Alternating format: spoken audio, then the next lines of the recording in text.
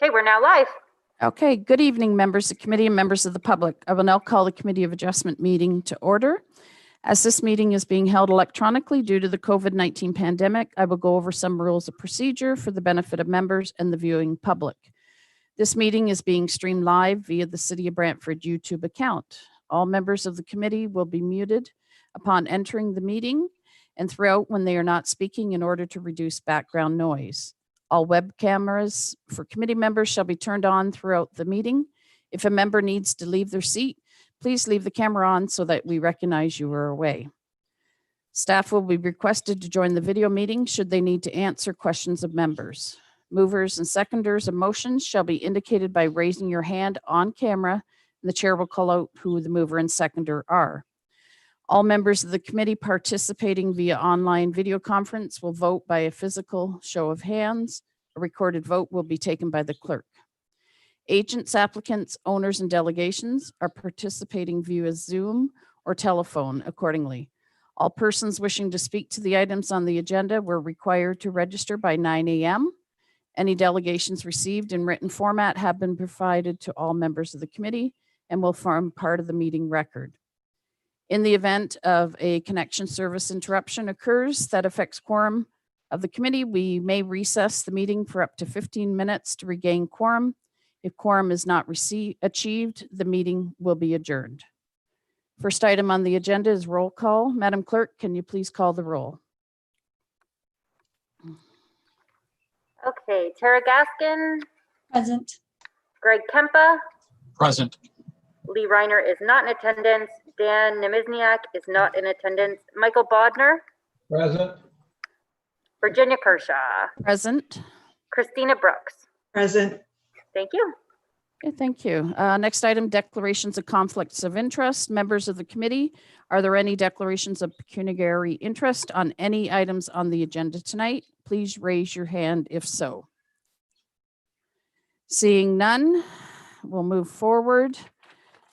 And we're in the statutory public hearing, public meetings portion of our meeting.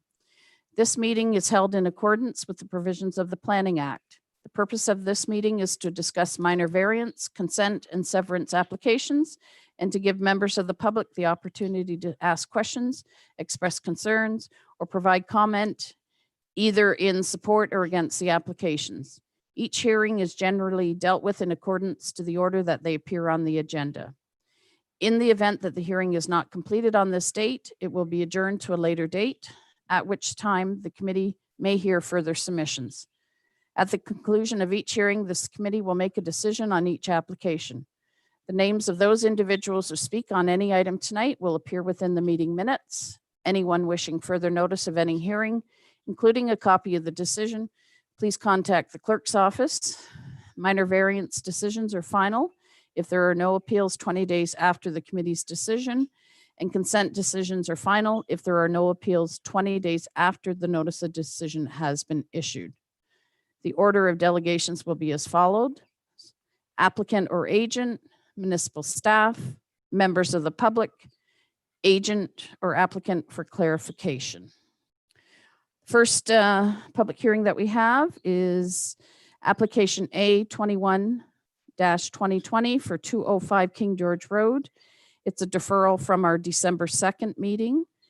As this is a deferred item, it's a deferred item due to the nature of changes. A new statutory public hearing needs to be held in accordance with the Planning Act. I will now call upon the agent to speak to the committee regarding the application. Please state your name for the viewing public.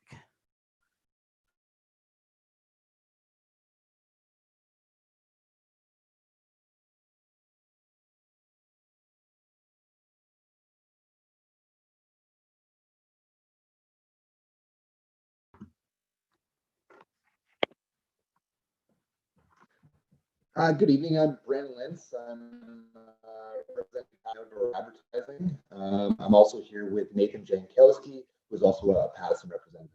I'm just going to make this short and sweet. I just want to say thank you to the committee for allowing us to defer this application. Through this, we've been able to find a mutually agreeable location for a billboard, which it seems like all parties involved are pleased with. I also wanted to thank staff for their time and effort on this application. We're happy with the new staff report and look forward to working with staff on future projects. And that's all I have. Okay, Nathan, do you have anything to add? No, just to echo Brandon's comments. We were just, happy that we got the deferral and a chance to work with staff and to find a solution that we could both agree on. And comfortable with the staff recommendation at the revised setback for the sign. Perfect. Okay, are there any questions of committee members for the agent or applicant? Seeing none, we'll move on to staff to speak to the application. Bryn O'Neill, can you address the committee? Yes, thank you, Chair and members of the committee. So as you know, this application was before Committee of Adjustment in December and was deferred for one meeting cycle to give the applicant and staff time to reach a more suitable setback. Since then, we've had the chance to discuss with the applicant as well as the ward councillor to determine a more appropriate location that all parties are satisfied with. So you can go to the next slide.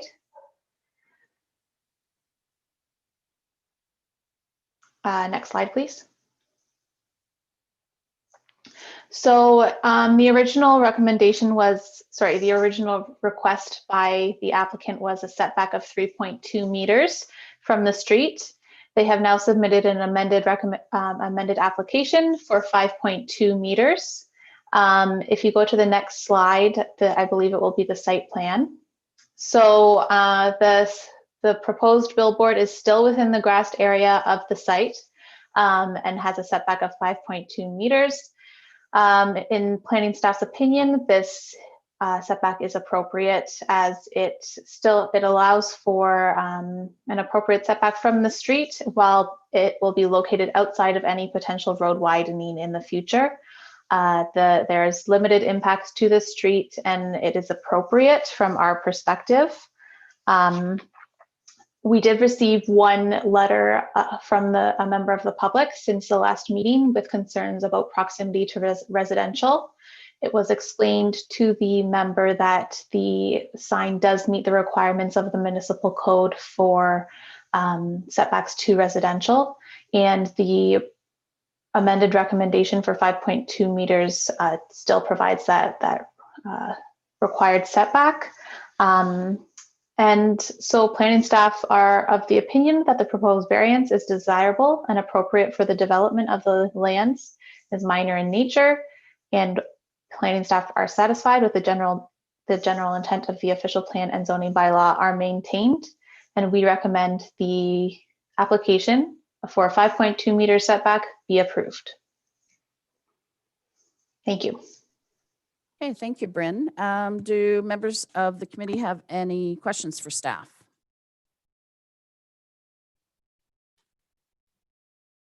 Seeing none. Thank you. Now we'll continue to the public portion of the agenda. No members of the public have registered to speak to this application. And I'm going to assume that the applicant agent have no clarification or final statements to make. If you do, nope, you're good. Okay. We'll move on to debate of the item. As this item was deferred from our December meeting, the original motion, which was refusal because of the setback, is back on the table. It's recommended by staff that committee dispose of the original motion, so turn down the motion that's on the floor. And then we will bring forward, if committee wishes, a new motion as detailed by staff for the setback of 5.2 meters. Do we have any discussion on the original motion that's on the floor already? Do we understand what we're going to do if we wish to?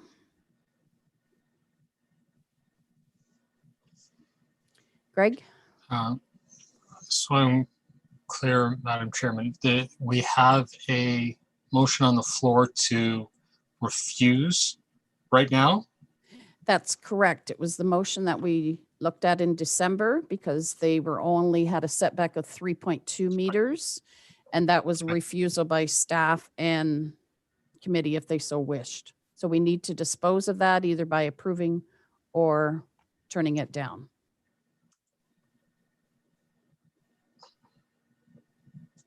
I am happy to support a motion that refuses the original A21/2020 as in report 2020-577. Okay, so what we will do is call, if there's Call any the other, question. yeah, call the question on the original refusal. And if that passes to dispose of that, then we'll bring forward a new motion. Correct. Any further questions from committee? No, seeing none, staff, can you call the vote on the original motion? Okay, all those in favor, raise your hand and leave it raised until you hear your name called. Emma, can you explain whether we want to approve or not approve the refusal motion? Okay, so we do want to approve the refusal motion. I will put it on the, sorry, we don't want to approve the That's right. refusal motion because we want to put a new motion on the floor. That's right. So we need to not Fail. support this, fail this, if you want to bring forward a new motion. Yes, that is correct. Okay. So can Okay. you call the question again, please? Yes, so all those in favor, raise your hand and leave it raised until you hear your name called. Okay, so nobody is in favor, so we don't need to go through it. So that Okay. fails. Okay, perfect. So now that that motion is disposed of, I will ask committee members if they wish to bring forward a new motion to deal with this application. Staff have provided us with a recommendation of sorts within the agenda package. And it relates to the 5.2 meter setback. Greg? Madam Chair, I'm happy to move that the amended application A21/2020 as detailed in the memo, number 2021/85, be approved. Okay, and that's with the 5.2 meter setback. Correct? Yes. Okay, seeking a seconder. Chris? Okay. Any discussion on this new motion that we're bringing forward to approve? Seeing none. Emma, can you please call the vote? Okay, all those in favor, please raise your hand and leave it raised until you hear your name called. Tara Gaskin, Greg Kempa, Michael Bodnar, Virginia Kershaw, and Christina Brooks. Thank you, that carries. Okay, perfect. Here's hoping that's the last complicated one. Okay, we're on to the next agenda item. Thank you, everyone. Okay, perfect. Thank you. Okay, so we'll move forward in the agenda to item 3.2. It's application A01-2021 for 23 Heath Street. And I'll call upon the agent or applicant to speak to us on this matter. Okay, Sean, you're there. You need to unmute yourself. How's that? Perfect. Now you can go Perfect. ahead and, 2022, we'll have this, no problem. okay. So we had a chance to read the staff report and we are in agreement with it. I'm not sure what else to say with that. It's pretty simple variance and yeah, we're good. Perfect. That works for us too. I'll call upon committee members. Do you have any questions of clarification for the agent? Seeing none, it's fine. Now we'll move on to staff. If you can speak to this application. Bryn, if you're available, please go ahead. Okay, thank you. So Chair and members of committee, this is a minor variance application for 23 Heath Street. The applicant is proposing to convert 24 square meters of an existing second-story deck into a three-season sunroom. And to facilitate this development, 2 variances are required, one to the rear yard to permit 5.1 meter rear yard, whereas 7.5 meters is required, and to permit a lot coverage of 47 whereas 40%, a maximum of 40% is permitted. So the property is designated residential area low density in the official plan and zoned residential type C in the zoning bylaw. So as you can see on the map, the property is located on the west side of Heath Street. It's in a residential area, and to the west is lands that are vacant. They are intended to be developed in the future for a recreational complex, but that complex still maintains a large buffer of open space between the proposed complex and this lot, so it will remain open. Given the difference in elevation from the front of the property to the rear, it's a bungalow. However, it has a basement walkout, so it is a second-story deck. If you can go to the photo of the deck that we have. There. So this is the existing deck, and the majority of that second-story deck will be is proposed to be transferred into a three-season sunroom. So this application was circulated to all appropriate departments and agencies, and no adverse comments were received. And also a notice of public hearing was issued by personal mail and by posting a sign on the site, and no responses have been received.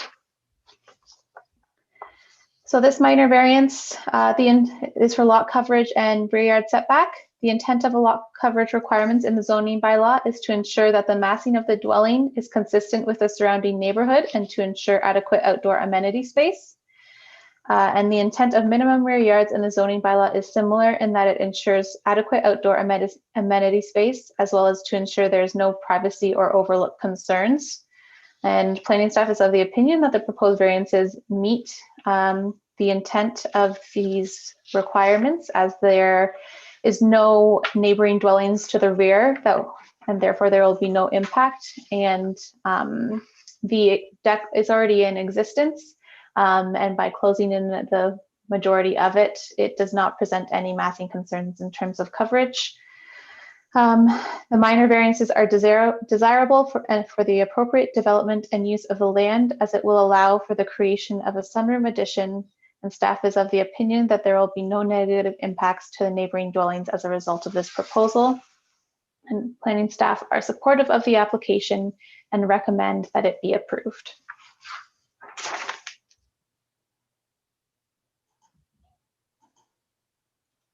Okay, thank you, Bryn. Members of the committee, do you have any questions of staff on this application?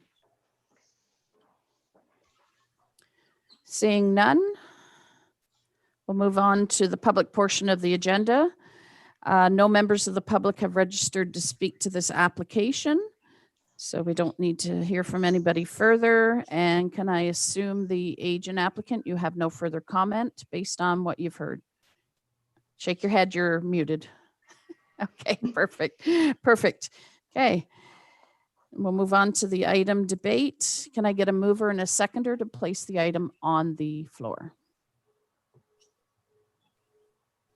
Mike, mover, seconder. Greg? Okay, the motion is on the floor. Do we have any questions or debate on the motion at all by members? Seeing none, can I get the clerk to call the vote, please? Okay. All in favor, please raise your hand and leave it raised until you hear your name called. Tara Gaskin, Greg Kempa, Michael Bodner, Virginia Kershaw, and Christina Brooks. Thank you. That carries. Great. Okay. Thank Thanks, you. Sean. Great. Okay, we'll move on to item 3.3. It's application A02-2021 for 345 Marlborough Street. I'll now call upon the agent to speak to the committee regarding the application.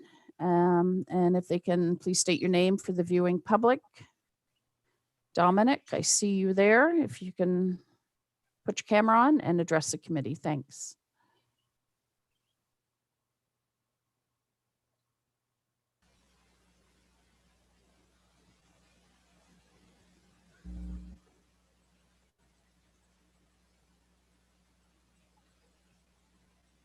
Okay, Okay, Dominic, we're ready whenever you are.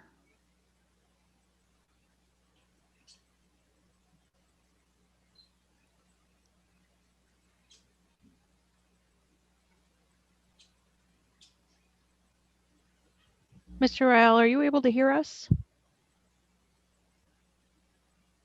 Unfortunately, we're unable to hear you right now. Do you have a headset plugged in at all, or a set of speakers?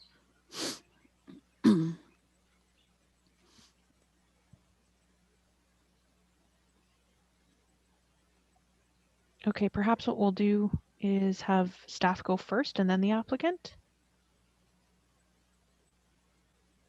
That would work. Staff, are you prepared to come forward at this time? Sean? Yep, I am ready. Okay. My video is not working. I need permission from the host.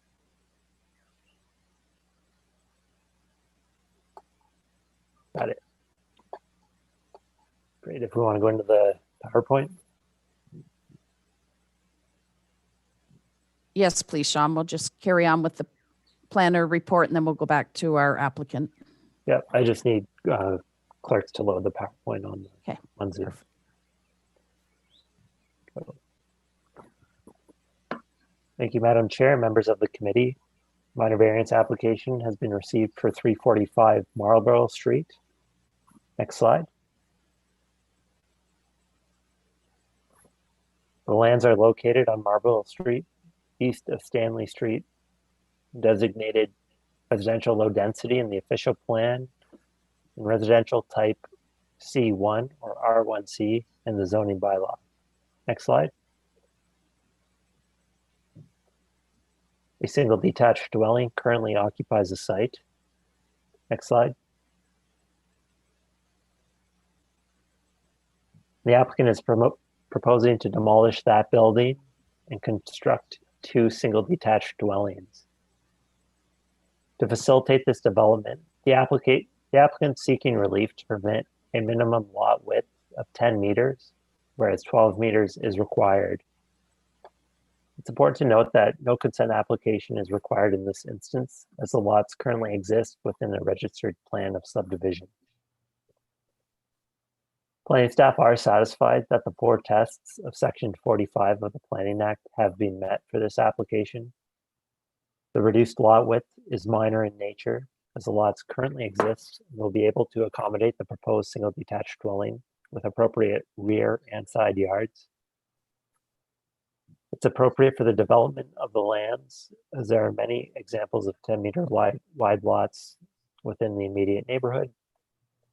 And the general intent and purpose of zoning bylaw 16090 and the official plan are met by facilitating the development of 2 single detached dwellings, which are consistent with the existing character of the neighborhood. Next slide. Notice of this application was circulated to all property owners within 60 meters. One adjacent owner contacted staff for clarification about the application. We provided the property owner with a detailed site plan and answered questions about the proposal. They were concerned with the proposed interior side yard. However, the zoning requirements are met in this case. This proposal will be closely reviewed through the building permit process, as well as the site alteration permit process. To conclude, staff recommend that application A02 2021 be approved. I'm happy to answer any questions, and hopefully Dominic has his sound working now. Okay, thank you, Sean. We'll ask committee members if they have any questions for staff on this application at this time. Seeing none, Mr. Reel, are you able to join us to make your presentation? Julia's just working behind the scenes with him. He is going to be calling in right now, so it will just be 1 minute. He's working on it as we speak. Okay, perfect.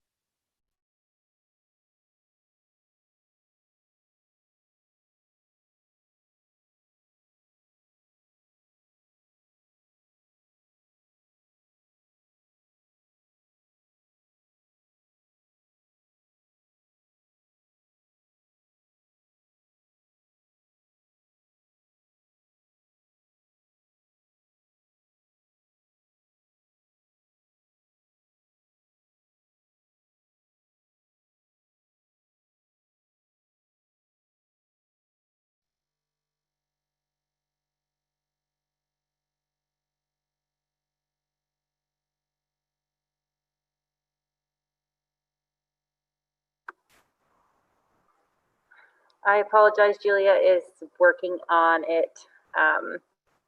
We're just waiting for Dominic. Oh, he's here now, so we're just going to pass him over to be a panelist.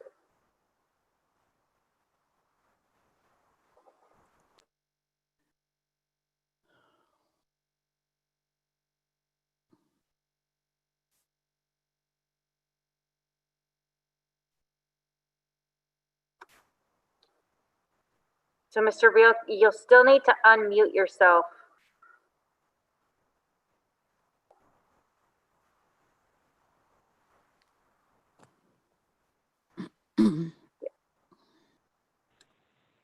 Can you hear me now? Yes, we can hear you now. Yes, we can hear you. Okay, thank you, Sorry Mr. Real. about that. No worries at all. Better with a hammer than with a computer, that's for sure. Yeah, no worries at all. If you'd like to proceed with your presentation on this application, please go ahead. Certainly. So my intent is to construct 2 new single detached dwellings. They're for personal use. One is going to be for myself, one for my mother. And I'm seeking relief for the 12-meter frontage that's required for a frontage of 10.6 meters. There's lots I'm working with are 2 pre-existing lots from the original plan of subdivision. And the dwellings which I'm to construct should be quite similar to the one right next door, that newer red brick dwelling, but a better example would be some of the new dwellings further up the hill. I'm not sure if you're familiar with them, but that's more or less the gist of it. Okay. And have you reviewed the staff report and you're okay with the recommendation? Yep, I'm fine with all that. Okay, perfect. Okay, and now I'll just ask members of the committee, do you have any questions of the applicant regarding his application? Seeing none, we will move on to the public portion of the agenda, noting that no members of the public have registered to speak to the application. So I'll assume that the applicant has no further comment. We're good to go. We'll move on to debate of the item. Can I get a mover and seconder to bring this motion onto the floor? Christina? I move that application A02-2021 be approved as recorded in the minutes, staff minutes. Perfect. Do I have a seconder for that? Mr. Kempa? Perfect.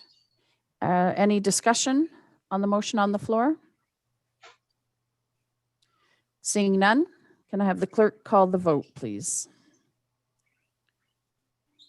All those in favor, please raise your hand and leave it raised until you hear your name called. Tara Gaskin, Greg Kempa, Michael Bodner, Virginia Kershaw, Christina Brooks. Thank you. That carries.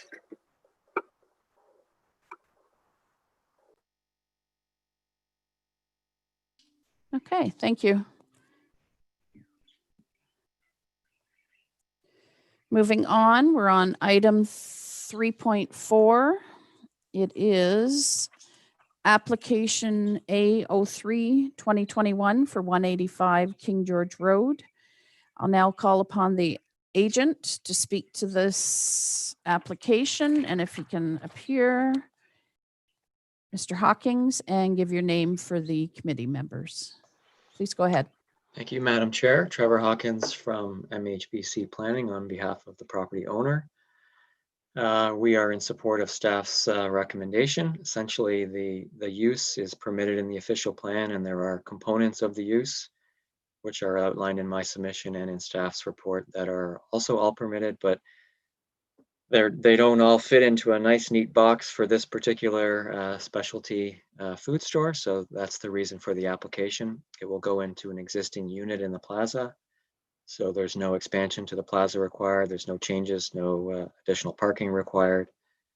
And the variance is advanced largely because there wasn't a use that neatly fit what the tenant is intending to do, and we feel it's a positive addition to the community.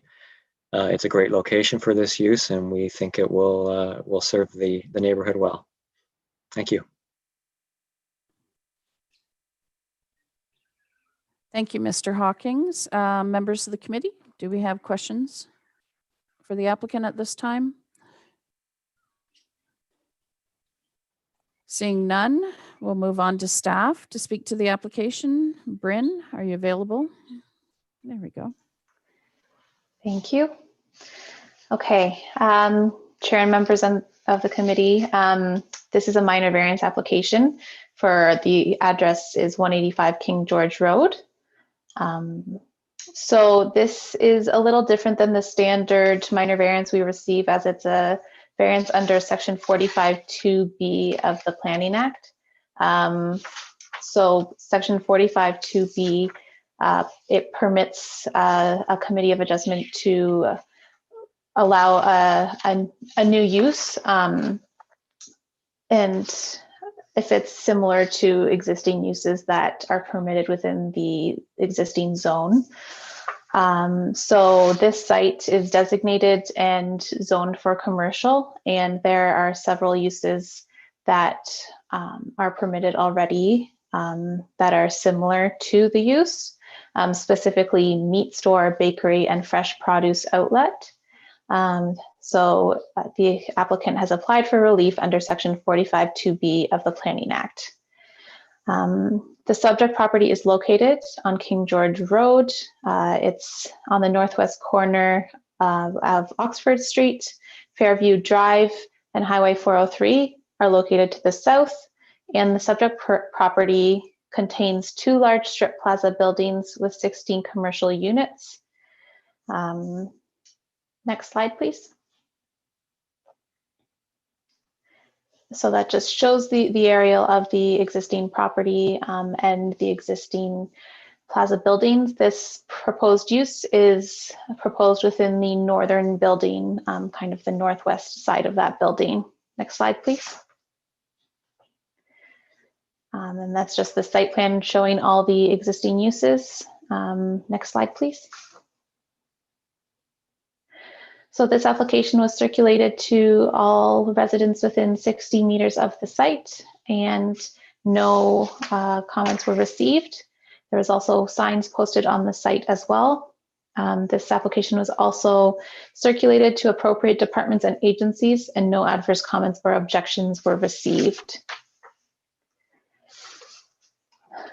So permitted uses under the zoning for the site, which is general commercial C82 special exception zone, include meat shops, specialty retail, fresh produce outlet, bakeries, existing supermarkets, and existing grocery stores. And planning staff are of the opinion that a halal food store, which is the proposed use, does not fall into the definition of any of these uses. And the proposed variance under section 45(2) of the Planning Act proposes a halal food store, which is similar to a meat shop, bakery, and fresh produce outlet. Planning and building staff determined that a halal food store does not conform to these defined uses, and therefore section 45(2)(b) is appropriate, as it will function similarly to a meat store, bakery, and fresh produce outlet. The sale of food is already permitted on the subject property. However, the bylaw did not anticipate the specific nature of a halal food store. The specialty nature of the food store is different from a grocery store in terms of what items are sold. The halal food store offers items which are focused on South Asian goods, fresh meat, and produce, without other household items such as toilet paper and detergent that are often found in a grocery store. The requested variance will not impact adjacent lands, as it will occupy an existing unit within the existing commercial plaza. For these reasons, staff recommends that application A03-2021 be approved. If you have any questions, just let me know. Thank you, Bryn. Are there any questions from committee members on this application? No. Seeing none, we'll continue to the public portion of the agenda. No members of the public have registered to speak to this application. So I assume the applicant agent has no further clarification they want to provide based on that. Thank you, Madam Chair. We're still in support. Perfect. Then we'll move on to the debate of the item. Can I get a mover to place an item and a recommendation on the floor, please? Greg? Madam Chair, I would move that application A03/2021 to permit the use at this location as shown in the minutes be approved. Perfect. Can I get a seconder for that motion? Mike? Okay, any discussion on the item? Seeing none, clerk, can we do a vote on this matter? Yes, we can. All those in Perfect. favor, please raise your hand and leave it raised until you hear your name called. Tara Gaskin. Greg Kempa. Michael Bodner. Virginia Kershaw. And Christina Brook. That carries. Perfect. Okay, moving right along, we're on item 3.5, application 04/2021 for 16 Arthur Street. I'd like to now call upon the agent to speak to the committee regarding this matter. Do we have a representative available? Mr. Beckendam? Hello. Hi, can you please state your name and proceed with your presentation? My name's Ken Beekendam. I'm the agent for the owner, and I don't have a presentation. I do agree with the staff report, and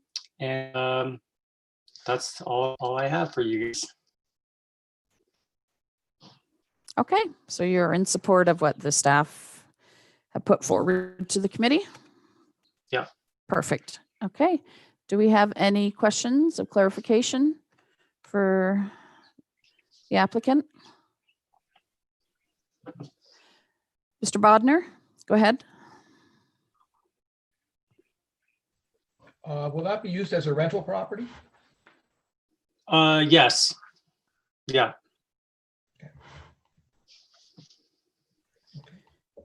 Anything? Madam Chair? Go ahead. Is that fine? No, I have no further question. Okay, sorry about that. Thank you. Any further questions, committee members? Seeing none, we'll move forward to staff to speak to the application. Mr. House? Thank you, Madam Chair. Members of the committee, minor variance has been received for the lands municipally addressed as 16 Arthur Street. Next slide. The subject lands are located on the north side of Arthur Street, west of Park Avenue, and east of Elford Street. Next slide.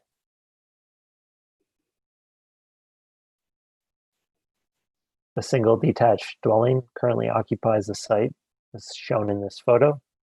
Next slide. The applicant is proposing to convert the existing building into 3 converted dwelling units with a parking area in the rear yard. The lands are designated residential area low density in the official plan and residential conversion in the zoning bylaw. Next slide.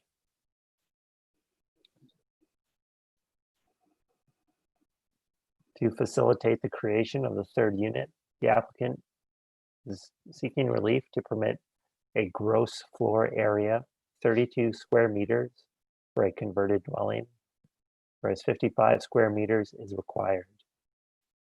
Planning staff is satisfied that the 4 tests of section 45(1) of the Planning Act have been met for this application. The application is not expected to impact adjacent properties as the required off-street parking is provided for the additional unit.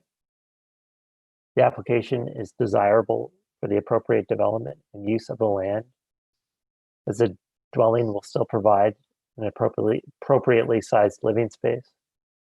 The general intent and purpose of zoning bylaw 16090 and the official plan is met by contributing to a wider range of housing types and meeting the minimum room size requirements of the Ontario Building Code.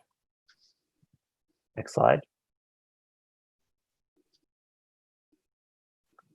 So notice of this application was circulated to all property owners within 60 meters.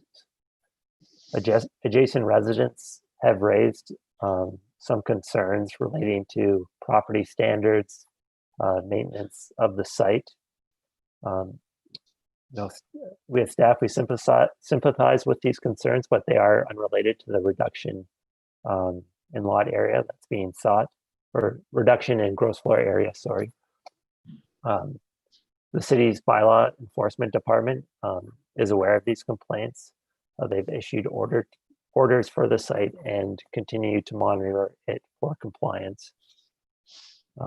Having said that, and to conclude, staff do recommend that application A04-2021 be approved.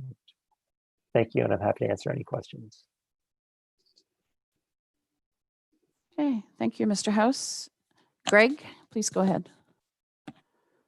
Through you, Madam Chair, and perhaps this is best asked of the agent, but perhaps Sean, you can tell me what's it meant when it says delimited area in the drawing that we're looking at. Through you, Madam Chair, the agent might be able to explain this better than me, but I believe it's delimited. It's, if it was labeled with a dimension of say, 32 square meters, it'd be that delimited area that's whatever that dimension is labeled as. Does that answer your question? Not so much. I'm envisioning probably slope walls, a bit of a knee wall in beside. So the delimited area is that talking about where you've got a full or a typical ceiling height without the half walls kind of thing? Okay. I'm going to defer that to the agent who prepared those plans and used Thanks, Sean. that language. Yeah, I'm happy to address that. So basically what we're showing there is really more for building staff as far as showing our minimum required ceiling heights over our minimum required floor area for a unit under the interior building code. And so because we have sloped roofs there up on the third level, there's certain portions of the room that can't be used in our room area calculations. There is actually much more floor area than 32 square meters, but based off of how the calculations work out, that's why we have to ask for a reduction in that space. Through you, Madam Chair, can I continue with the agent? Absolutely. Yes. Thank you. So, Ken, do I understand you to say there's a whole lot more floor space? It's just the rules and what you can consider a full head space is what takes you down to the 285 square feet? Yeah, there's actually close to 450 square feet of actual floor area. Like if you put flooring down, like what we would deem as livable space still. However, under the building code as a building, we have to have a reduced area for our minimum room sizes over the minimum ceiling heights. So the unit is not actually, it's a very spacious unit. It's very, very high ceilings. It's actually a pretty neat space. But yeah, it's not nearly as small as kind of the square footage that is being requested. All right. Thanks for the clarification. Frankly, that kind of changes my mind on what I was thinking going into this. So thank you. Okay, Mr. Kempa, any more questions of staff? Other? Thank you, Madam Chair. No. Any other members of the committee have questions? I just have one, Sean. If you can just clarify, I noticed that building department had made a comment that the dwelling unit shall be provided with a second and separate means of egress, where an egress door from the dwelling unit opens onto an exit stairway serving more than one suite. Can I assume that requirement is handled during the building permit process, and it will be made sure that it's captured is what I'm wanting to ensure? Yes, that's correct. Okay, perfect. Okay, any other clarification required from staff? No, we're good to go. Okay, now we're going to be moving on to our public portion. And we do have 3 registered delegates. I'm going to call upon them one at a time. Patrick King, if you're available to speak to this matter. Okay, there you are, Mr. King. If you can unmute yourself. Yeah. Hi, Mr. King. If you can just state your name and Patrick address. King. Patrick King, 12 Arthur Street, Brantford. Okay, perfect. Thank you. And what would you like to let the committee know about this application? Well, I just moved into the house on the 23rd of November last year, and on the 24th the house went on fire because it's well known, it seems, in the like the traveling community or whatever, that it's a flop house, and you cannot. There's no. I don't know. You can't secure it against trespass. The house is a beautiful house, but it looks like whoever's running the place or whoever owns the place doesn't care about it, and they're only there for whatever their own thing. So, excuse me, Ken, you're shaking your head. Sorry. The house went on fire on the 24th of November last year. You can check with the police and the fire department. Mr. King, if you can please address the committee. Oh, sorry. I'm so very sorry. And then the following Saturday, there was a 40-yard bin that it seems had been there for months in the thing, and it was dumped by the bin company on the front lawn. And then I spoke to Josh Walls, the councillor, on Monday, and he brought in a bin company and somebody to clean up the lawn. It's like the place is like it's like a refuse dump. And they're trying to build a triplex on this, and they can't even pay $500 for a bin. Give me a break. Come on. They're making the street look like just like a bad place. All right. Okay, Mr. King, do you have anything else to add? So I just have to add that if these people if they cannot even pay $500 for a bin for a place, or they can't secure it against trespass, how are they going to build a triplex and bring in rental people in there, and they really don't care about the area? That's what I'm saying. Okay. That's thank you for your comments. We've taken those in under advisement, and the committee is going to hear from 2 other delegations from your area, and then we will take your comments into consideration when we debate this item. Thank you for appearing. To the chair, I have been in contact with the other ones who have been who registered, and Yes. they have chose not to speak. Okay, so that is Judy Cramner Yes, and Trudy Hooper. yes, and Lynn Elsie. Oh, so all of them have now Yes, that's changed their correct. mind. Okay. They're just here for viewing. Oh, okay, perfect. So that was our only delegate then, Emma? You can confirm that wish to speak on this matter? Yes, that's correct. Okay. Okay, that's fine. So having heard that, we'll close the public hearing portion of the item. And if I'm looking to the committee for a mover and a seconder to get the matter on the floor so we can debate it. Mr. Beekendam, your portion is, actually, no, I'm sorry. You're opportunity to comment to what he said. Yes, you're right, sir. I was going through my notes, but yes, if you would like to have a rebuttal, that would be fine. Go ahead. So, we do appreciate the concerns of the neighbor and the surrounding neighbors. What the neighbors have to understand is that this property was purchased by a new owner. So the previous state of this property is not a reflection of the current owner and the current owner's care for this property. We're here for a reason because we're working through a building permit application and a minor variance to rebuild this house and to make it beautiful once again. What the neighbor needs to understand is that, there are timelines and delays that can happen through the building permit and variance application process. Once we have our approvals, it's full steam ahead on getting the renovations completed and this house restored. It's going to look beautiful.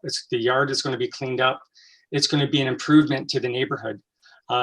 So I just want to say that to the neighbors, please do not be concerned about the current state of this property. We did put up some security fencing, as you saw in one of the site photos, which is under lock and key. But until we can move forward with construction with our approvals, there's not much that we can do. We're trying our best, to keep things clean and secure while we wait for our approvals. So thank you. Okay, thank you for that clarification. If I can just ask two little questions. When did this new owner take possession of the property? That's a great question. I don't know. It was definitely within the last year, because that's when he hired me to complete all of his permit drawings and applications for this. So he was the owner when this fire occurred? This is the first I'm hearing of a fire, to be Okay, honest. okay. I have not been informed. So I don't know if this took place last year and this is why the house is put up for sale. And then Okay. the new owner bought it and is now restoring the property. Okay, that's fine. And are you able to give a timeline on when you hope to have the property back in working condition and rented out? I was emailing with the client today just in preparation for this hearing, and he did just inform me that he did hire a new company from Hamilton who's ready to go once we have our permit application. Actually, we do have a permit already in place for 2 dwelling units, but it was discussed with the building inspector and the building plan examiner that we should apply for the variance for the 3rd unit, and that is why we're here. Yeah, my understanding is that they're going to be starting like ASAP because they want to get this project done just like everybody else does. Okay, that's fine. I'll ask committee members if you have any final questions of the applicant on this matter. Seeing none, we'll move on to the debate of the motion. Can I get a mover, seconder to place a resolution on the floor?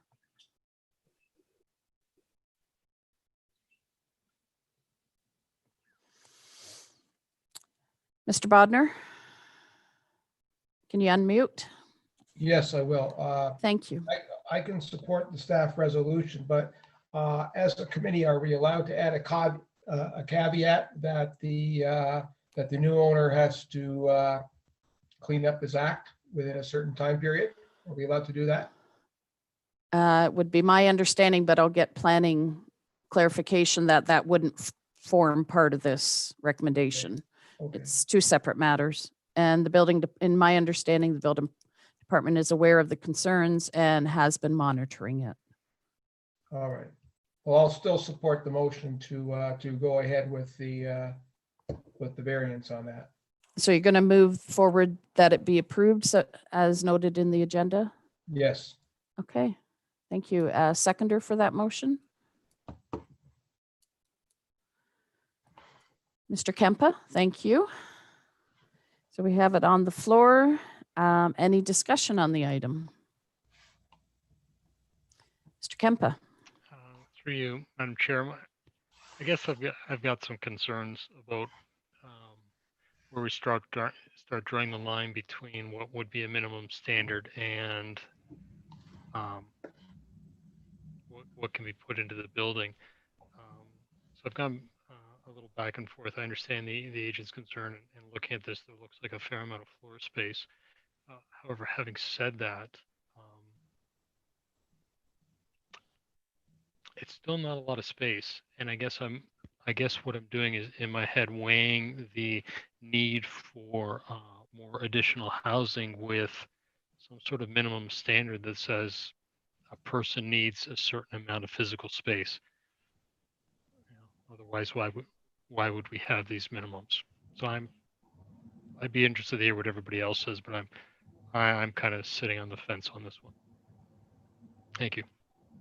Okay, I understand that. Do we have any comments, other comments from committee members? Mr. Beekendam, your portion is done. Unfortunately, we're in debate right now. Perhaps if committee members have any comments or Mr. Bodner.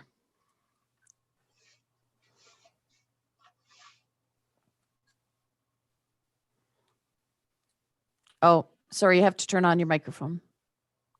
Is that better? Yes, sir. Okay, I'm certainly have no problems with holding off on the motion or rescinding the motion if the members of the committee have concerns. And I would certainly consider deferring it until we get some more information. Well, we have a motion on the floor duly moved and seconded, so we'll have to deal with this first. So okay, that's fine. That's fine. So we need to make a decision either way.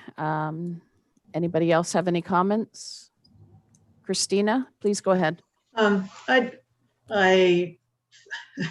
kind of agreeing with Greg, for instance.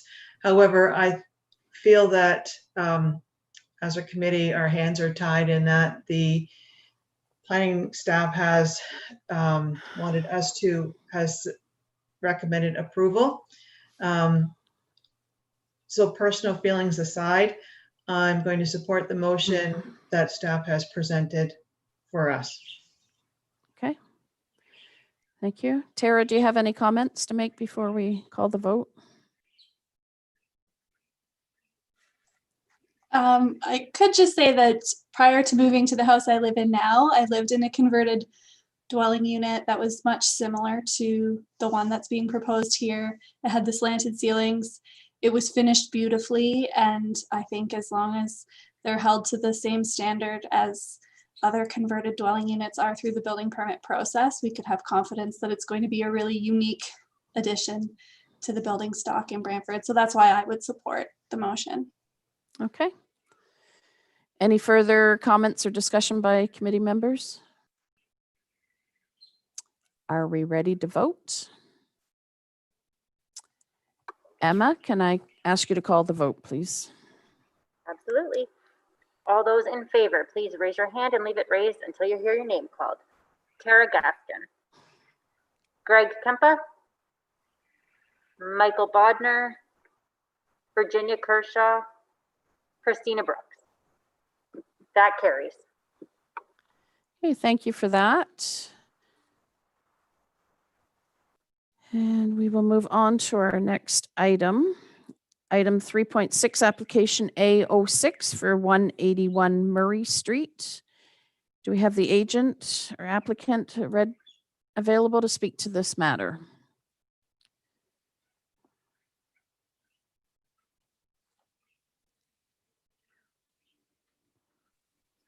Through the chair, it's just taking a moment to connect through to Ms. Piper. Thank you.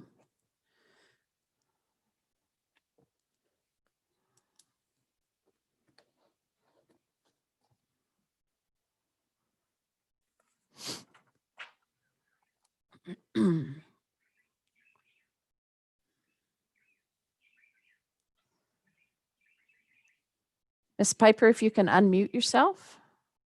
Can you hear us? Yes. Okay, perfect. Okay, welcome to the committee. And if you can go ahead and please give your remarks to our committee. Thank you. Hello, everyone. So I'm Sadie Piper. I'm the applicant on file for 181 Murray Street. I would first like to say thank you for hearing this application this evening.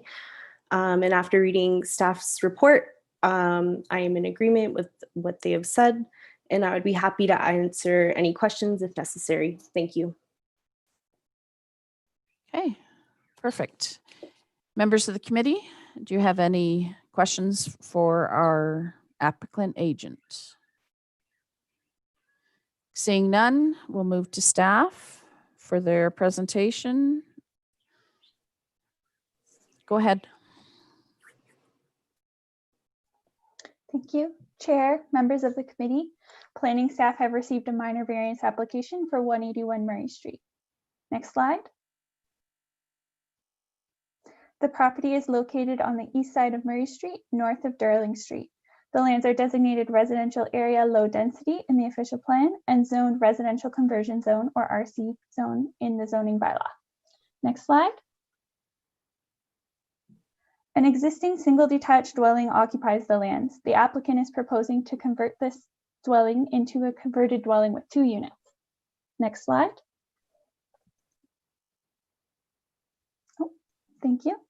In order to facilitate the development as proposed, the applicant is seeking relief from the zoning bylaw to permit a lot area of 230 square meters, whereas 360 square meters is required, to permit tandem parking and to permit tandem parking space within the front yard. In order for a minor variance to be approved, the application must meet the 4 tests of the Planning Act. The minor variances are considered minor in nature, as it is not expected to have an adverse impact on adjacent properties and is desirable and appropriate use of the land, as it will allow for infill development within an existing building. Permitting the tandem parking and permitting it within the front yard will allow for the use of the existing driveway in order to provide the 2 required parking spaces, which will reduce the number of cars on the street. In regards to the parking variances, the official plan lists criteria for minor variance applications, including if the building is in keeping with adjacent development, adequate provisions have been made for off-street parking, and adequate landscaping can be provided on the lot. The proposed variances would provide the required off-street parking, and adequate landscaping is still provided. Planning staff are of the opinion that the general intent of the official plan is maintained.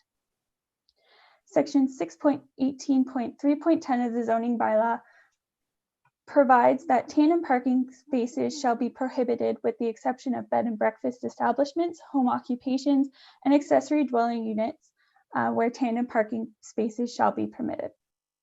This section of the zoning bylaw was recently amended to allow for tandem parking for accessory dwelling units in order to ensure consistency with the Planning Act. More specifically, the recent changes brought forward through Bill 108, the More Homes, More Choice Act 2019. These changes under Bill 108 added regulations to remove barriers for establishing additional dwelling units, including permitting tandem parking spaces for additional dwelling units.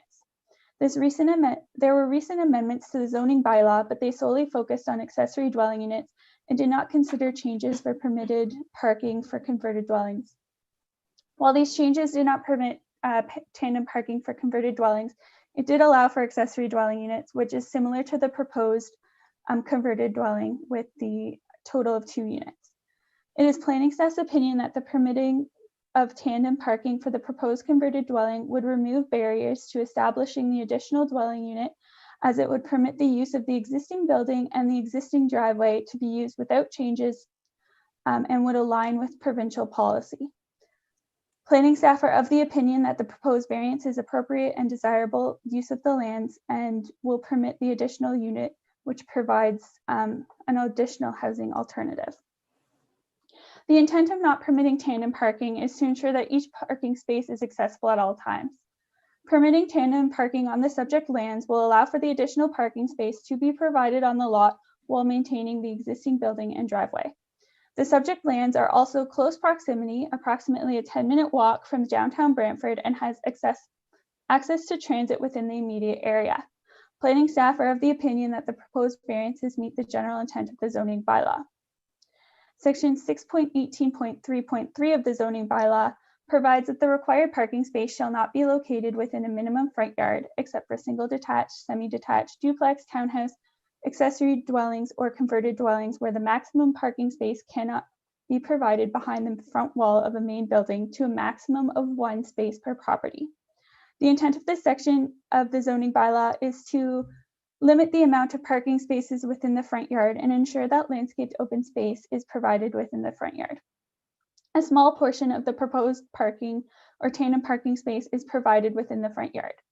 As a tandem parking space is considered 2 parking spaces, a variance is required from this section to permit the small portion of the space to be required within the front yard. While there is also additional room for the tandem space to be provided behind the front wall of the existing building, the proposed parking space would impact the existing side yard entrance for the proposed second dwelling unit. The proposed location of the tandem parking will be within the existing driveway as previously mentioned, and will not impact the landscaped open space. Planning staff are of the opinion that the intent of the zoning bylaw is maintained and supports the request. In regards to the lot area variance, Section 7.8.2.1.3 of the zoning bylaw establishes a minimum lot area requirement to ensure that the lot is large enough to accommodate the converted dwelling, the off-street parking, and the amenity space. It is planning staff's opinion that the lot area is adequate to accommodate this additional dwelling unit and provides off-street parking as well as area for amenity space and landscaped open space, and is of the opinion that the variance meets the intent of this section of the zoning bylaw. The official plan encourages a wide range of housing options to accommodate the anticipated population. Section 6.2.3.1 of the official plan encourages residential intensification and affordable housing. It is the opinion of planning staff that the proposal will maintain the general intent of the official plan. Next slide. This map shows an area, the area of public notification. Planning staff received a call from one member of the public after the report was written. The member of the public expressed concerns with tenants and or owners of lots within the area having more cars than the required parking would hold, and which would then impact their on-street parking, and had concerns as they have an issue finding on-street parking themselves. Planning staff provided that the applicant is providing the 2 required parking spaces. They also had concern with tenure of dwellings along Murray Street and general property standard concerns, such as garbage within the area. Planning staff provided that the converted dwelling is a permitted use and tenure is not included in analysis. Planning staff also provided that there are property standard bylaws which are enforced by our bylaw officers. Planning staff are supportive of the application. The minor variances will facilitate appropriate infill development that makes efficient use of the land. This type of infill development represents good land use planning that is encouraged in the Planning Act, the PPS, growth plan, and official plan, and planning staff are of the opinion that the minor variances satisfy the criteria of section 45(1) of the Planning Act and recommend that application A06-2021 be approved. Thank you, and I can answer any questions. Thank you for that. Committee members, do you have any questions? Chris, please go ahead. I just have a concern. So I'm looking at the picture of the dwelling and the one beside it. If the house beside it decided it wanted to put up a fence between the 2 properties, would that still allow for tandem parking? Like could 2 cars get in there and get out, even say if there was a fence between the 2 properties? Thank you. Through you, Madam Chair. The proposed parking spaces are located within the subject lands, and there is approximately it is all contained within this property. And if the neighboring property was to place a fence, it would have to be within their property, so that this property would continue to have the required 2.75 width in driveway. Even with a fence, then there's still enough for even if somebody was to put up a fence. Okay, thank you. Any further questions from the committee members? Seeing none. We'll continue to the public portion of the agenda. We have no members of the public registered to speak to this application. Just look to the applicant agent. Do you have any clarification or final statements for the committee? No, thank you. Okay, seeing none. We'll move on to the debate of the item. Can I get a mover, seconder to place the matter on the floor?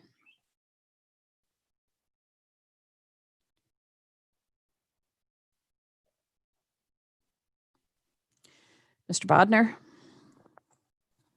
Yes, I'll move that the application be approved as submitted and as recommended by the planning staff. Thank you. Do I have a seconder, please? Mr. Kempa? Thank you. Any discussion on the item? Seeing none, I'll call the vote, please. All those in favor, please raise your hand and leave it raised until you hear your name called. Tara Gaskin, Greg Kempa, Michael Bodner, and Christina Brooks. Okay, that carried. Okay, perfect. Thank you. Okay, we're on item 3.7. It's application A07-2021 for 73 George Street. I'll call upon the agent to speak to the committee. Ms. Holmes, are you available? There she is. Perfect. Thank you. Welcome. Please give your presentation. So I'm Jill. I'm here on behalf of Laurier University. Thank you everyone for taking the time to review our application. I'll just give a brief overview of our application. So we are proposing to install a new landmark sign at 73 George Street, which is our Carnegie building. We are asking for relief from the code to allow the sign to be internally illuminated. The reason why we are asking for this is because the suggested methods of illumination we don't feel are practical for this location, since there is no location for overhead lighting. And we felt like spot lighting would cause issues such as snow removal, tripping hazard, and potentially glaring into the interior of the building. So we are proposing to install a sign with edge lit letters, as we feel like it's the most practical design and tastefully done, as it doesn't overwhelm the location and doesn't take away from the Carnegie building. Okay, thank you for your presentation. Remarks, members of the committee, do you have any questions? Mr. Bodner, go ahead. Yes, I just wondered, does this set a precedent for a heritage building? Like, do we have any other heritage buildings within the city that have this type of signage? Ms. Holmes, are you aware of this, or we can ask planning staff? I'm not sure if any other heritage buildings have this, no. It did get approved by the Heritage Committee, though. Okay. Okay, we'll ask that of planning staff, Mr. Bodner. Yes, through you, Madam Chair, I would like to ask that. Thank you. Okay, perfect. Any further questions of the agent? Seeing none, we'll move on to staff now. If you can speak to the application, Alexandra, please go ahead.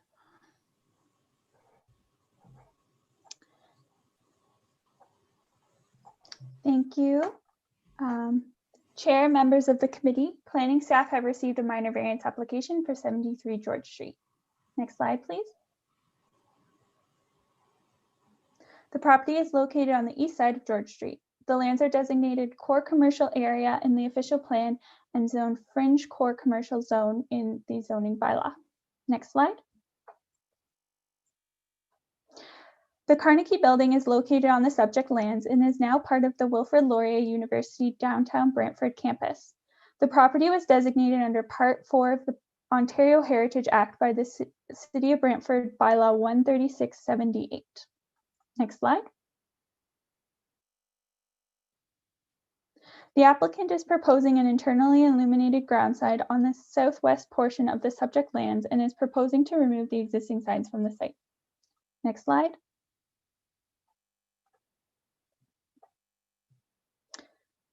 So this is an elevation of the sign at night, just to illustrate the use of the internal illuminated lighting.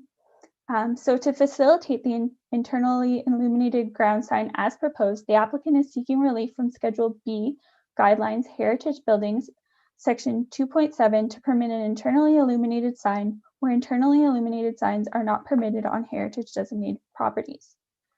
So in order for a minor variance application to be approved, the application must meet the 4 tests of Section 45 of the Planning Act. The proposed internally illuminated ground sign is minor in nature and appropriate use and development, as it is not expected to have an adverse impact on the heritage of the building or the surrounding Victoria Square Park Heritage Conservation District. The intent of Schedule B guidelines heritage buildings of Chapter 478 of the Municipal Code is to encourage and permit signage that preserves and enhances the heritage character of the property and the surrounding streetscape. Signs that are simple in design, informative, and harmonious with the architectural style of the street are encouraged. Section 2.7 of Schedule B does not permit internally illuminated signs for heritage designated properties. The intent of this general provision or prohibition is to address concerns that are typically associated with modern internally illuminated light box style signage, which does not reinforce the historic sense of place and lack of quality design. The overall design of the proposed signage reflects the guidelines both in Chapter 478 of the Municipal Code and the surrounding Victoria Square Park Heritage District study. Buildings within the surrounding area originate from a range of architectural styles and eras, most of which are of high quality design. The sense of place is therefore not tied to one specific area or era of history and can be supported by high quality design from a range of eras, including the more contemporary design of the proposed signage. The proposed signage is contextually appropriate and assists in maintaining the heritage character of the streetscape by incorporating wood and metal and a historic color palette as illustrated in the proposed elevations. The proposed concrete base matches the existing concrete finishes of 73 George Street. The proposed uses internal illumination but is minimal and proposes the lighting does not flood out the face and rather emphasizes the edges of the individual letters and the maple leaf logo through the glass. This achieves a similar effect to the spotlighting gooseneck lighting, which is encouraged for heritage buildings. In this instance, however, this would take away from the design of the proposed sign and the designated heritage building. The proposed signage is consistent with the guidelines in Chapter 478 of the Municipal Code and sympathetic to the heritage character and will maintain the visibility of the Carnegie Building's architecture and heritage. Planning staff are of the opinion that the proposed signage is a well-designed contemporary sign that preserves heritage character of the neighborhood and enhances the streetscape and meets the intent of Schedule B of Chapter 478 of the Municipal Code. The official plan encourages improvement of streetscapes and facades through the core commercial area under Section 7.3.2.9 and the conservation of heritage resources where considered feasible in the core commercial area.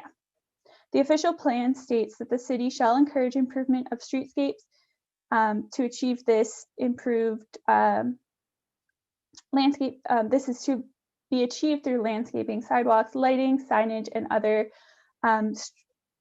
things such as street seating along the streets. Further, the official plan states that built heritage resources designated under the Ontario Heritage Act shall be conserved where feasible. Section 9 of the official plan establishes that the city must consult with the Brantford Heritage Committee, which is a municipal heritage committee for the city on matters relating to heritage resources within the municipality. The applicant had applied for a heritage application for 73 George Street, which was subsequently supported by planning staff and was approved by the Brantford Heritage Committee, subject to a minor variance application receiving final approval as directed in its December 14th Heritage Committee decision. The proposed minor variance meets the intent of the official plan. The proposed signage is accessory to the permitted use under the C2 zone in the zoning bylaw and meets the intent of the zoning bylaw. To answer the committee member's question, while I'm not aware of this type of internal lighting for this sign, there are signs within the Victoria Park Square Heritage District that are internally illuminated. An example would be at the adjacent corner at Market Street. The TD Bank has internally illuminated signs, and some members of the committee may remember the committee of adjustment application for that. There was also within the area of the core The Sanderson building has been approved for internally illuminated signage that again was through the variance to section, that section of chapter 478 of the municipal code. Next slide, please. So this is a map of the area of public notification. No public comments were received. In conclusion, planning staff are supportive of the application. The minor variance will facilitate a well-designed sign that is sympathetic to the heritage character of the subject lands and the surrounded area and enhances the streetscape. For reasons mentioned throughout my presentation in the report, the minor variance satisfies the criteria of section 45(1) of the Planning Act, and staff recommend that application A07-2021 be approved. Thank you, and if you have any questions, please let me know. Thank you, Alex. Members of the committee, do you have any further questions of staff? Seeing none, we'll move on to the public portion. For this portion, no members of the public have registered to speak to this application. Does the applicant agent have any further clarification or final statements? No. Okay, perfect. Thank you. We'll move on to the debate of the item. Can I get a mover and a seconder to put this item on the floor? Mr. Kempa. Madam Chair, I'd move that application A07-2021 be approved as shown in the minutes. Thank you. Do I have a seconder? Chris Brooks, thank you. Any discussion on the item before us? Seeing none, I'll now call the vote. All those in favor, please raise your hand and leave it raised until you hear your name called. Tara Gaskin, Greg Kempa, Michael Bodner, Virginia Kershaw, and Christina Brooks. That carries. Thank you. Okay, we're on application or item 3.8. It's application A08-2021 for block 27 on 29T18504. I'll now call upon the agent to speak to the committee regarding this matter. They're available. Okay, if you unmute yourself and please state your name and address for the committee and provide comments. Good evening. Thank you, Madam Chair. My name is Stephanie Murdich, and I'm a planner with MHBC Planning.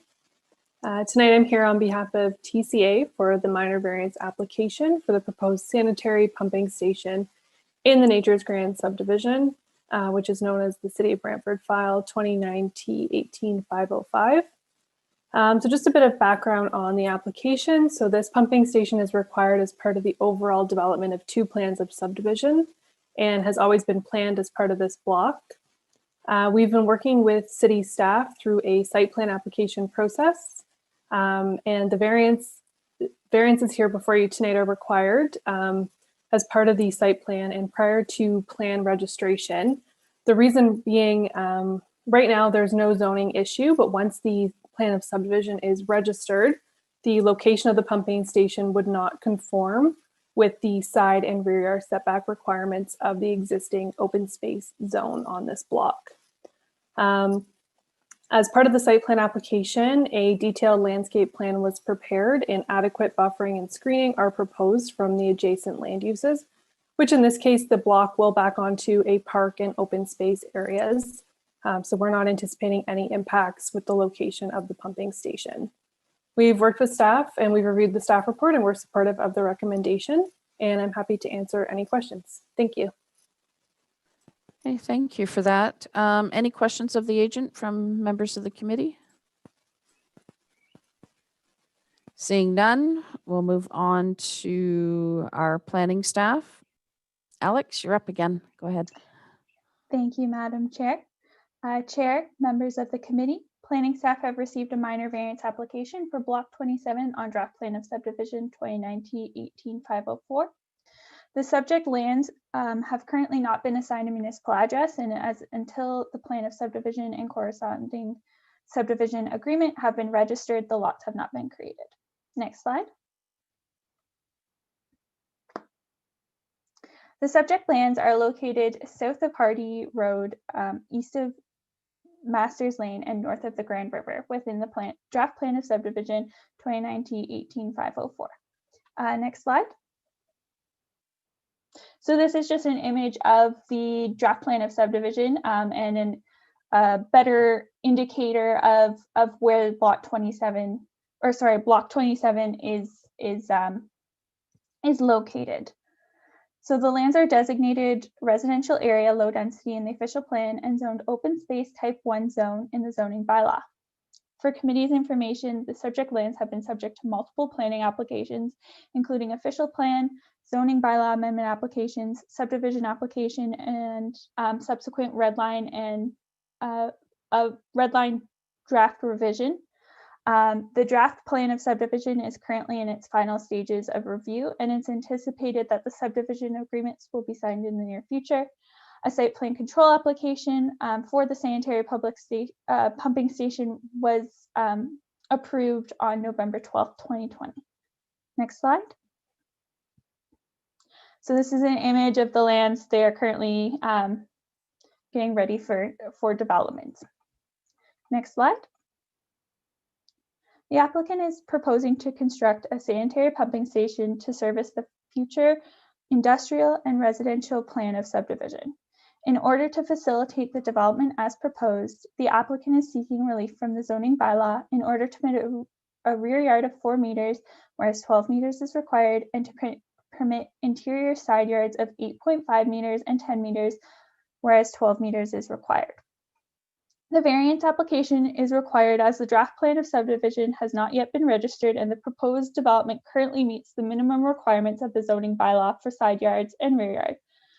However, once the plan of subdivision is registered and the lots are established, the side yards and rear yard will be deficient. So in order for a minor variance application to be approved, the application must meet the 4 tests of Section 45 of the Planning Act. The proposed reduced side and rear yards are considered minor in nature and appropriate in use and development of the land, as it's not expected to have an adverse impact on the residential uses to the north or the park to the southeast. The intent of the rear yards and side yards in an open space zone is to ensure that there is adequate rear yard and side yard for additional landscaping to screen buildings from neighboring properties.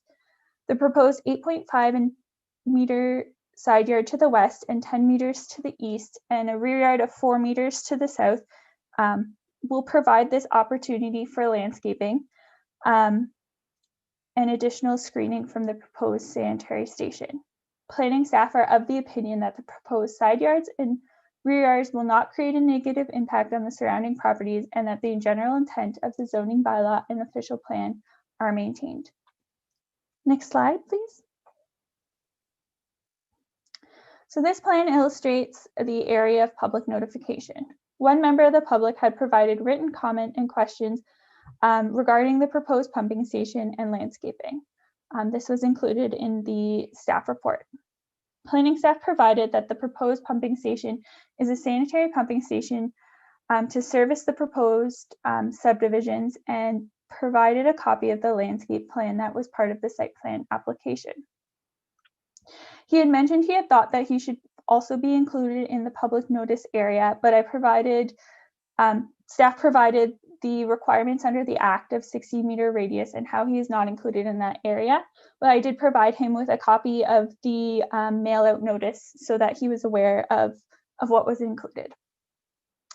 So upon completion of the visit to site and review of applicable policies, planning staff are supportive of the application. The minor variance will facilitate the construction of the sanitary pumping station, which will serve the planned industrial and residential subdivision. For these reasons, the minor variance satisfies the criteria of Section 45(1) of the Planning Act, and staff recommend that application A08-2021 be approved. Thank you, and I can answer any questions.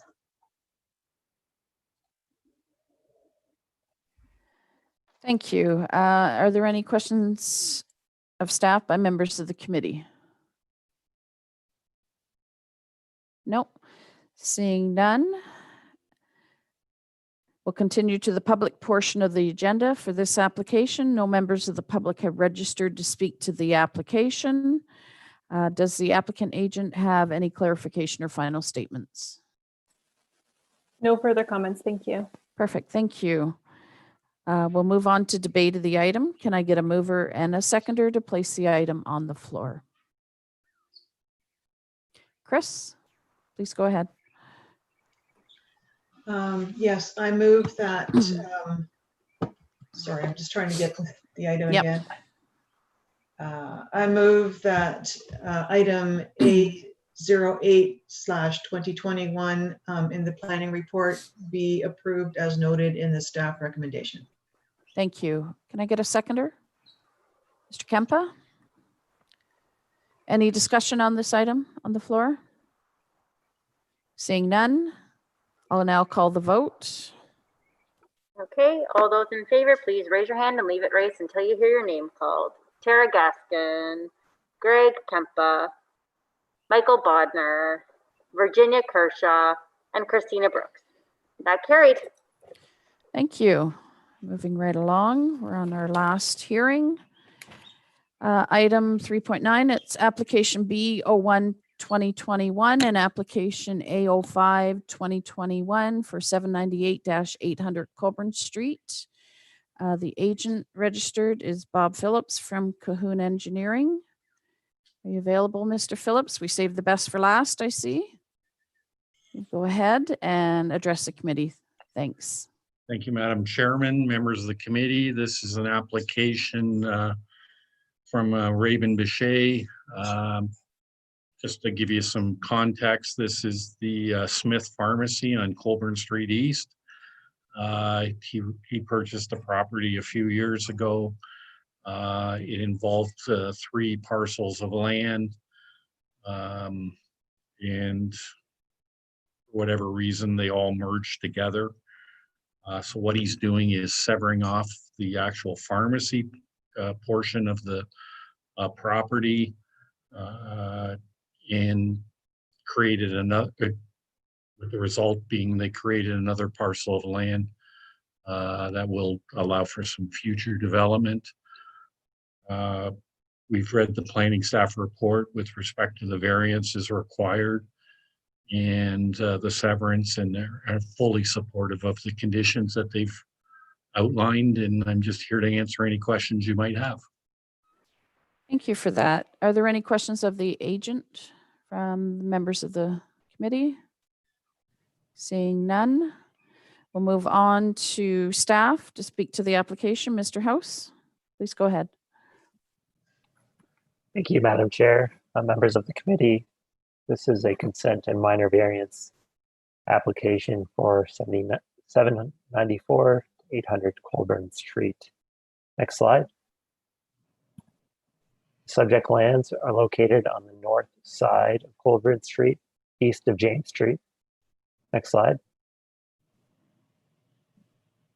As the applicant mentioned, the lands are occupied by a pharmacy and its associated parking area on the southwestern portion, and the remainder of the lands are vacant. Next slide. As the applicant mentioned, these properties all merged due to being in the same ownership, and the applicant is proposing to sever the residentially zoned lands from the commercial property. To facilitate the severance, the applicant is seeking relief to permit a minimum lot area of 1,960 square meters and a minimum buffer of 3 meters of landscaped open space. Having regard for Section 5124 of the Planning Act, staff are supportive of the severance, as it was a previously existing situation and aligns with the current zoning that's in place. Planning staff are satisfied that the 4 tests of Section 45(1) of the Planning Act have been met for this application. The reduction in lot area is minor in nature and desirable for the appropriate development or use of the land, as the lot will still be able to accommodate existing building, vehicle access, and the required off-street parking spaces. The proposed buffer reduction to 3 meters is minor and desirable, as the area can provide adequate space for any required fencing and plantings. The general intent and purpose of the zoning bylaw and official plan are met by contributing to both economic and residential development on an underutilized lot within the city. Next slide. Public notice was sent out to all property owners within 60 meters. I was contacted by a few residents just regarding what is being proposed on the residential lands. The applicant or a potential buyer, from what I understand, is currently investigating the feasibility of multiple single detached dwellings on this residential piece.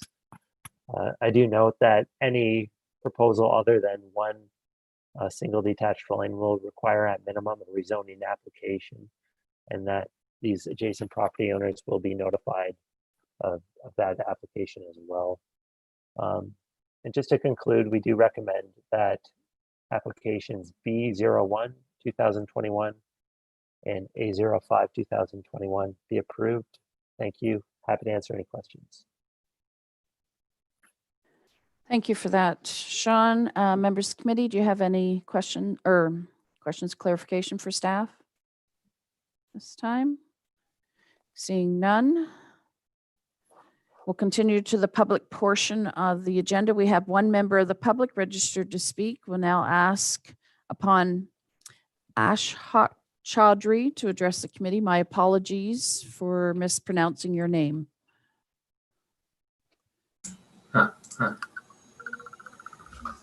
Hi. Hi there. If you can state your name and address for the committee and go ahead with your remarks. Yeah. My name is Ashok Chaudhary, and I belong to 806 Colburn Street. Okay, go ahead. Provide your remarks to the committee on this application. Rather than providing remarks, I was just interested in knowing that what is going to happen to that property in coming time. Is that this is the application for making it commercial or making it residential? I could not understand. That's why. Okay, at this time, it's an application to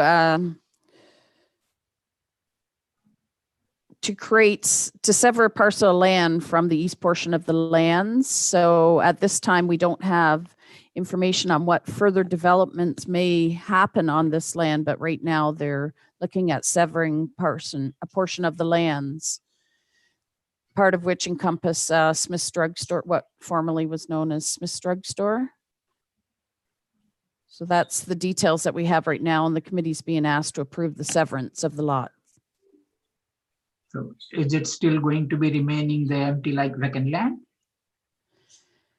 We don't have any information on this at that time.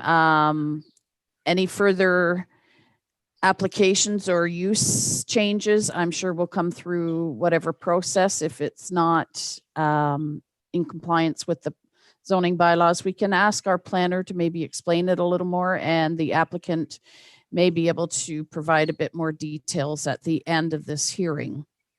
Because in general, people do intend to change the residential zone to the commercial, but in this case, this is against that. Normally, nobody changes to the commercial to the residential. At this time, we're being asked to sever the lands, not change the zoning at this time. Yeah, but the intent should trading connection lost. But the intent looks like that.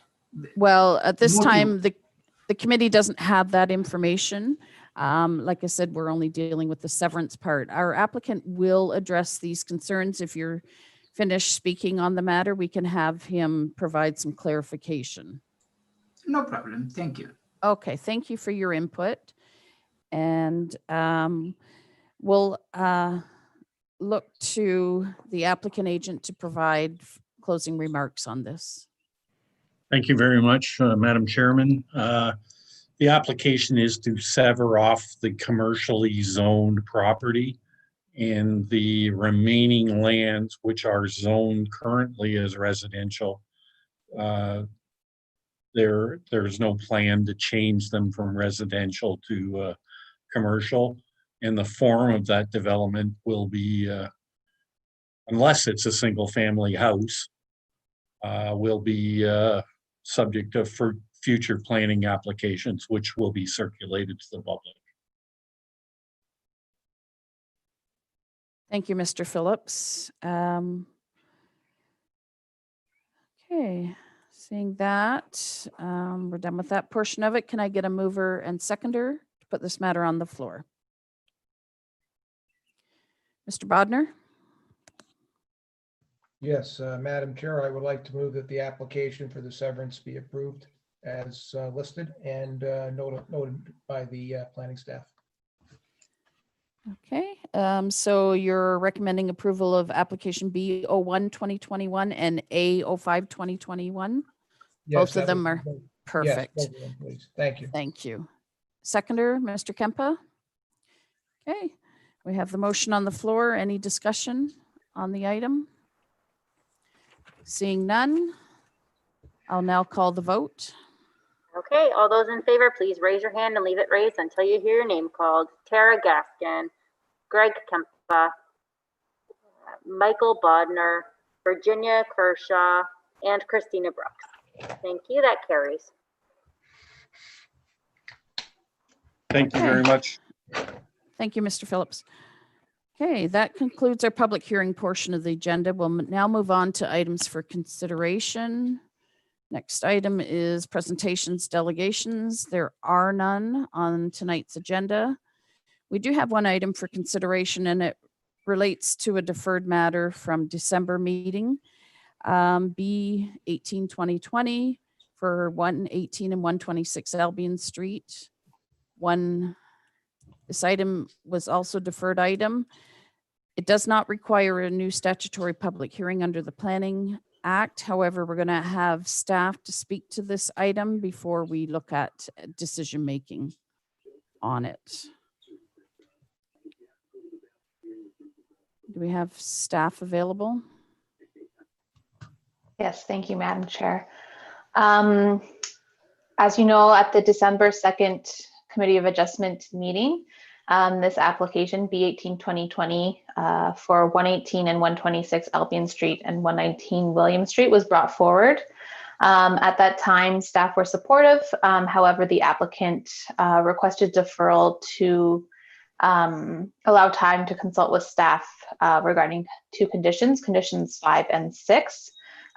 These conditions were requested by development engineering. And since the meeting, the applicant has had the opportunity to discuss these conditions with development engineering staff. And as a result of these discussions, they we are recommending that condition 5 remain unchanged, and that is fine with development engineering as well as the applicant. And it is also recommended that condition 6 be replaced as described in the memo. So planning staff, development engineering staff, and the applicant are all satisfied with this proposed amendment to condition 6. And that therefore planning staff recommend that condition 6 as amended be included in the decision, and application B18-2020 be approved with this amended condition.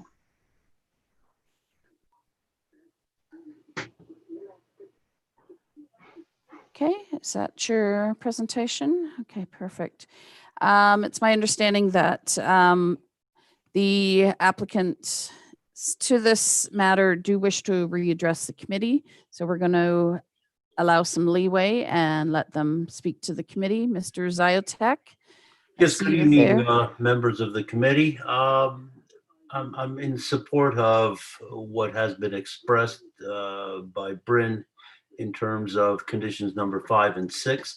I have reached out to the engineering on both items, and they are in full support of me providing the servicing plan, as well as putting a note on that servicing plan with regards to the grading and stormwater drainage memo that has been put together. So I will be submitting that as proposed. Perfect. So you've met with staff and you're okay with their recommended changes to the application? Okay. Yes. Mr. Laban, John, do you have any comments? I'm not even going to try your last name. Labivanovich. That's exactly what I was going to say. Do you have any further comments to add? No, I'm just good with what George said there. Okay, perfect.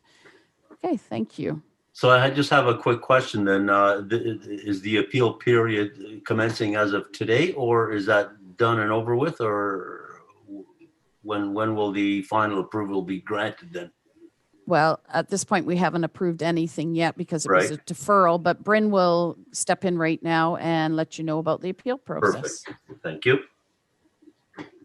So through the chair, George, the appeal period begins tomorrow. Okay. And then so it's 20 days from then. Okay. But in the meantime, I'm assuming I can submit the information through you to have it considered for the application then. Yes, correct. We just cannot clear and issue final approval until that appeal period is done. Perfect. Yeah. Thank you. Okay, so we've heard from all parties now. I just want to let you know that this matter is automatically on the floor because it was a deferral. What staff are recommending is a change to condition number 6, and it appears that the applicant is in support of this change.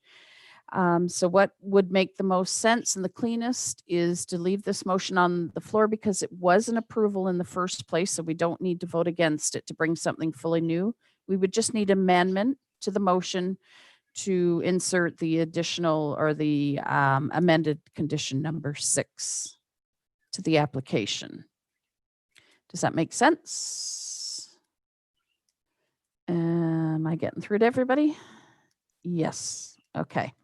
So the motion is for approval is on the floor still because it was a deferral. So basically we need a motion, an amendment motion to alter condition 6 as noted by the planning staff in the recommendation. Chris. Okay, so just correct me if I don't say this properly, but okay. I am going to move that the motion. You're going to move an amendment. The amendment. I am moving the amendment to the motion to approve what is on the floor that was submitted by the planning staff of B18 2020. So specifically relating to condition number 6. That is correct. The amended condition number 6. Yes. I knew you were thinking that. Okay. Thank you so much. No problem. Can I get a seconder for that? Greg? Any discussion on the amendment on the floor? Can we take a vote, please? All those in favor, please raise your hand and leave it raised until you hear your name called. Tara Gaskin, Greg Kempa, Virginia Kershaw, Mike Bodner, Christina Brooks. And that carries. Okay, the amendment carries. Now we need to have a vote on the original motion of approval with the amendment. Can I now call the vote? Okay. Last but not least, please raise your hand and leave it raised until you hear your name called. Tara Gaskin, Christina Brooks, Michael Bodner, Virginia Kershaw, and Greg Kempa. That carries. Okay, thank you. Okay, so that clears up item B18 2020. Thank you, gentlemen. Okay, now we have one more item of approval. It's the minutes. Can I get a mover and a seconder for the approval of December 2nd minutes? Mr. Kempa, mover. Seconder, Christina Brooks. Any errors, omissions, changes, alterations? Seeing none, I'll now take the vote, call for the vote. I don't think we need to do a recorded vote on this one, so we can just raise your hand if you're perfect, and that carries. Thank you. Okay, no resolutions, notices, and motions. The committee meeting is now adjourned. Emma, can you remind us when our February meeting is?